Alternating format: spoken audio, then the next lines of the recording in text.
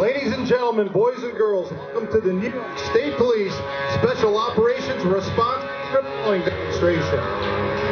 You have a very special treat today. Your host was the three-time Australian ostrich riding champion of 1997.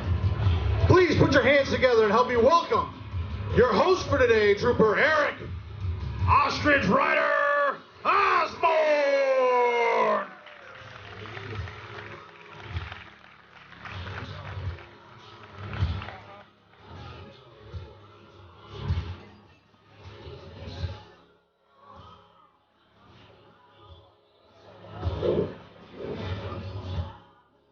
Good afternoon, folks, and welcome to Day 7 of the Great New York State Fair.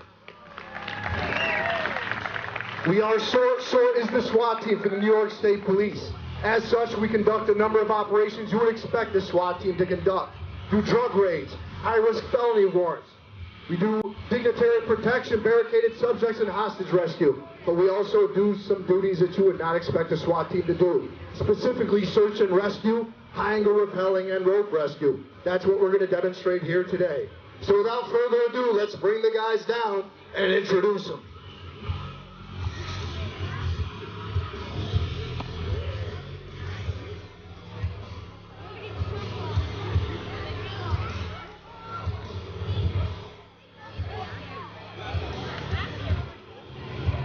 If you look up on the left side of the tower, you've got Trooper Cliff the Stiff Dog Wood. On the right side, you've got Sergeant Jeffrey the Yiddish Lion Levin.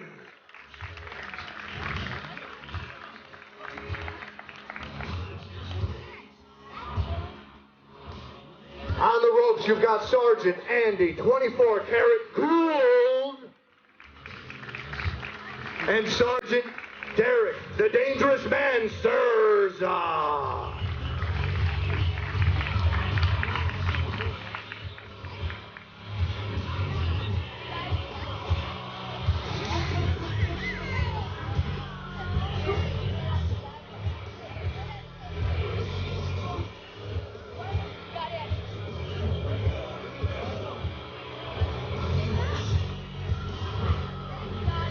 Up on the left side, you've got Trooper Cole Coolio Shebat.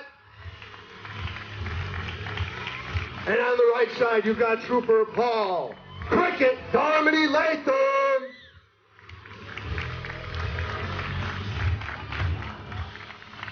All right, folks, while they're climbing up, we'll go over a little bit of what it takes to become a SORT operator.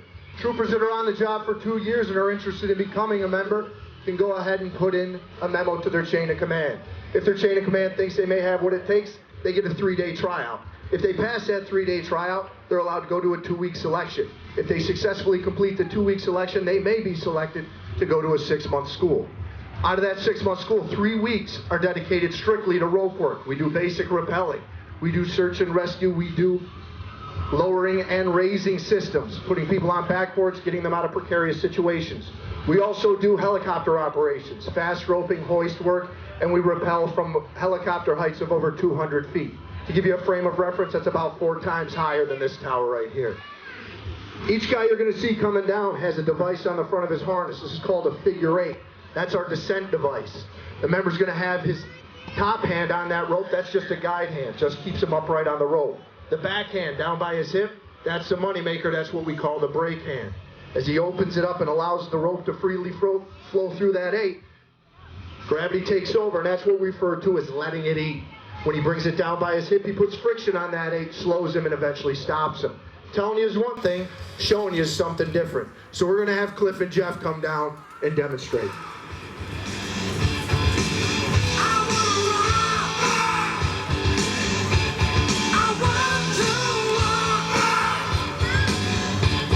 All right, you saw Jeff and Cliff come down. They kept that guide hand up top. They kept their brake hand where they were. Came down silky smooth and soft. But say they're coming down and they're really letting her eat. That rope's coiled up and it kicks out of their hand. You lose your brakes on the thruway, that's a bad day on the road, right? They lose their brakes coming down, that's a bad day on the ropes, correct? Not necessarily. That's why we got these two sergeants down here. They're not just standing there being rude with their backs to you. They're not trying to show off their ample lats and traps. They have a very important job. As his two senior guys, the most experienced rope men here, they are line safeties and belay men. It's not that glamorous, but it is crucial. If one of those guys is coming down and loses his rope hand, loses his break, all those guys have to do is put some even pressure on that rope. It applies friction to the figure eight and should, in theory, slow and hopefully stop the guy that's falling. So, again, telling you is one thing, showing you is something different. So one of these guys is going to go ahead and demonstrate by taking a few steps back. They're going to get a running start, and they are going to jump off the roof with no hands on the rope. They're going to come hurtling towards the earth at an incredible rate of speed until at the last moment one of these sergeants is going to use her raw power and cat-like reflexes to engage the belay, stopping that trooper mere moments from death. Ladies and gentlemen, you paid for your whole seat. You're only going to need the edge. This is going to be awesome. So, hey guys, did we decide who's going to do it? You guys were supposed to set this up ahead of time. Somebody's got to do it. You guys, you don't come here for 2 weeks to get sausage sandwiches and pizza free. Oh, they're going to rock, paper, scissors, shoot. There's a canine. Where? Oh. Hey, Jeff. Thank you for volunteering. What? Yeah, I do remember the last time Andy belayed you.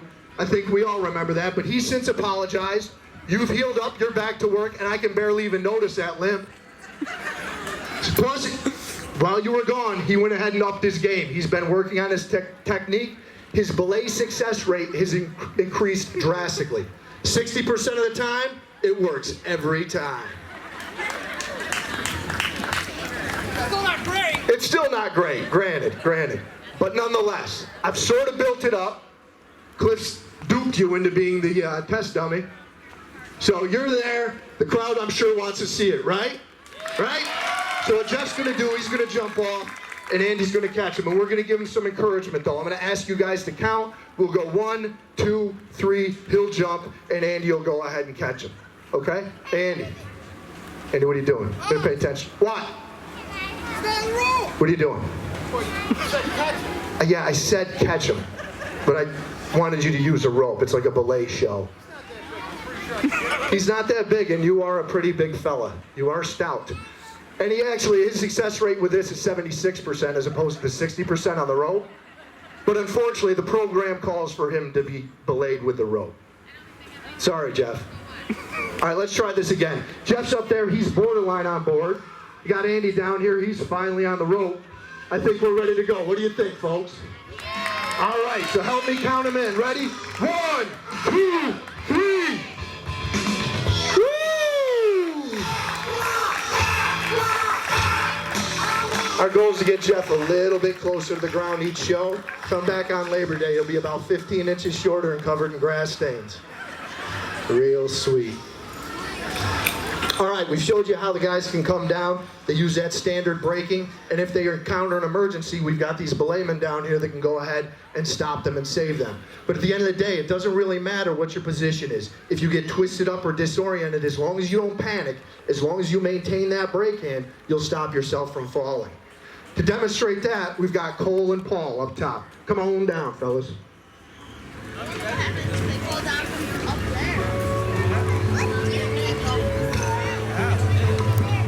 All right, Paul and Cole came down to that standard belay style. They used the brake hand, but now they go ahead and transition the brake hand over the support side. That's going to allow them to go ahead and invert. Even though they're upside down, as long as they maintain that brake hand, they're going to be able to control their descent and stop them from smashing face first into the concrete, which wouldn't be that great for them, but not as much as a tragedy as the guys who were doing it yesterday, because those guys were much prettier. And then you see how they go ahead and revert and come on down. Ladies and gentlemen, the invert.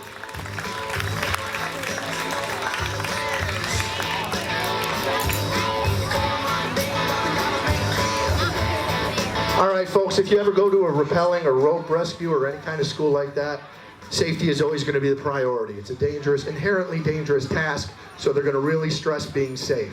If you get yourself into a position where you don't feel comfortable or you feel you need help, what do you do, Sergeant?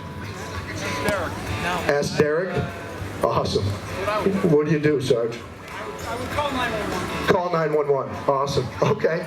These guys are our most experienced guys. We are actually 911, so that wouldn't work out great for us.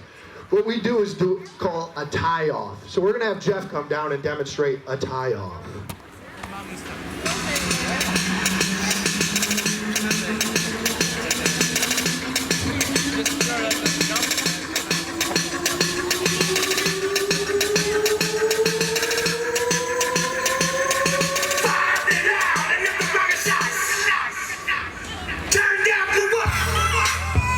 All right, say Jeff's working his way down a cliff face, Letchworth or the Adirondacks, and he gets to a position where he wants to be for a while.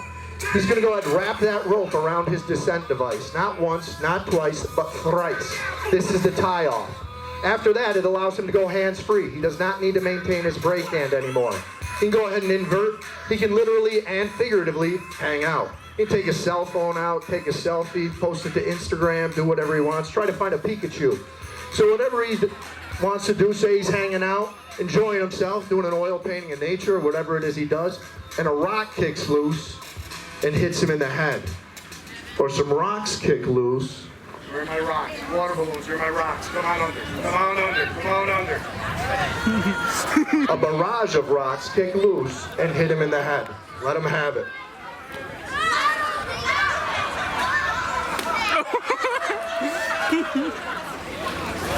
Oh, we got some heat coming today. Ah, almost. All right, thank you to our rock throwers. You all right, buddy? Get a little backsplash? You're all right, my man. That tears it. Tomorrow I'm bringing lawn darts. A lot more kinetic energy, a lot more accurate. All right, so Jeff's been knocked unconscious. We can't leave him there. If he was just a lowly trooper, we would. And then when he came to, he could figure it out or he didn't. No big deal. But he happens to be a sergeant. Kind of a big deal. Got a lot of time and money invested in him. So if you look all the way up at top, we got Cliff. Cliff's going to come down. He's going to latch hands onto Jeff, and he's going to go ahead and save him. Come on down, Cliff. No matter how hard I'm trying to. We pick all our own music out here. Cliff picked this one. He loves this jam. What? You sure you didn't pick this song? It seems like your jam. Are you sure you didn't pick this song? All right. But he's a little high maintenance, so I think we're going to change it up for him. Okay, Brian? Kick the dust up. On that one. There he is. That's what he's talking about. Cliffy's high maintenance, but he blows through doors like Kleenex, so we keep him around. All week long, it's a farming town. They're making that money grow. As Cliff comes down, you're going to notice he's got a different device on the front of his harness. He doesn't have a figure eight. He's got what is called a brake bar rack. That allows him to take extra weight onto his system. In this case, that extra weight is going to be Jeff. But just like Jeff, he's got to go ahead and perform a tie-off before he gets to work. So if he performs the tie-off incorrectly, he could fall to the ground and become a casualty in need of rescuing. Once he's got that tie-off done, he gets that blue strap out. That's called a pick-off strap. He'll use that to hook in to Jeff's harness. Now he's going to go ahead and use those muscles to pull Jeff up towards him. You see Jeff instinctively reaches up for Cliff's hips. We are a very close-knit team. At this point, we ask no photographs be taken.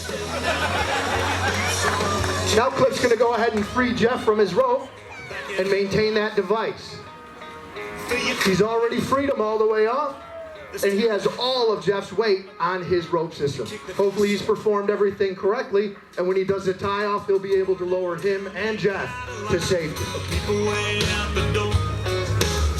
Ladies and gentlemen, the pick-off.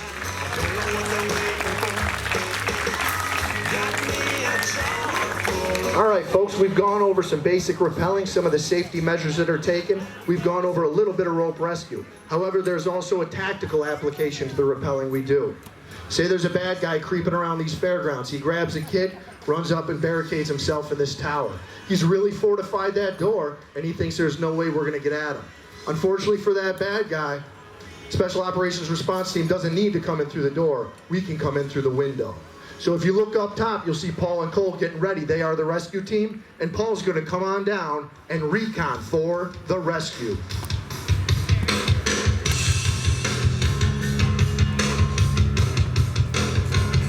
Paul's going to work his way down, landing nice and gently on that roof so as not to alert the bad guy.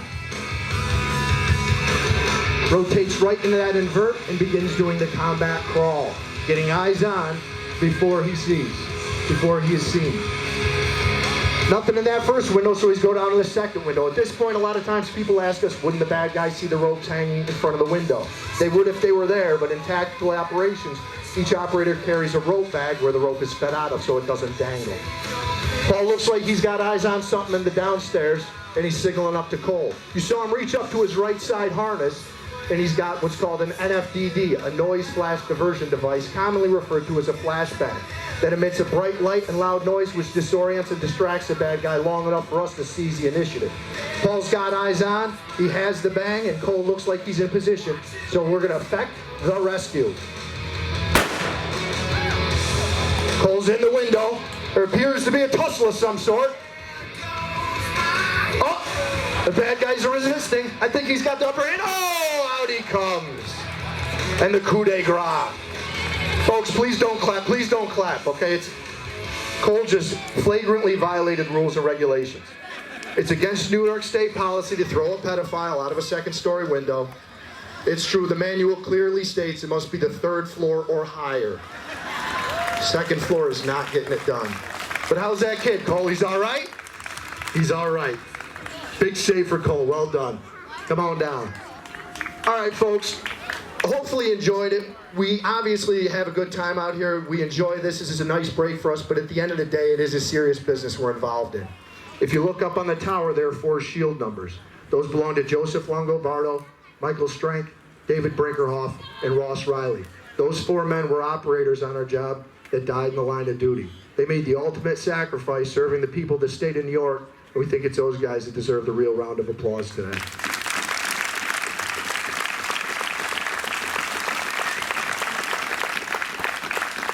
All right, folks, thanks for coming out. You've been a great crowd. Hopefully you enjoyed the show. Everyone can come forward for photos. We have stickers for the kids. And make sure you hit the Trooper Foundation. Try to pick up some state police swag. Enjoy your day at the Great New York State Fair.